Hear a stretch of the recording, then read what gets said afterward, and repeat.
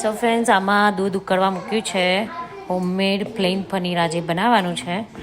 Let's go with the recipe. આજે white vinegar એને આપણે નાખવાનું છે. દૂધ ઉકળી ગયું છે એટલે આમાં વેરી દેવાનું અને હલાવતા જવાનું. સો પનીર થઈ ગયું છે રેડી. હવે આપણે આને બોલમાં કાઢી લઈશું. આવી રીતે કપડું મૂકીને કાઢી લેવાનું. ગરમ પાણી નીકળી જાય એટલે ઠંડુ પાણી ઉપર વેડી દેવાનું.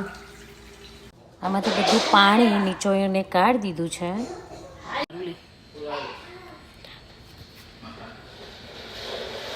આ રીતે એને શેપ આપી દેવાનું. ઓકે, સો ફ્રેન્ડ્સ, જુઓ મસ્ત પનીર રેડી થઈ ગયું છે. હવે આને હું જીપલોક બેગમાં મૂકીને ફ્રીજમાં મૂકી દઉં છું.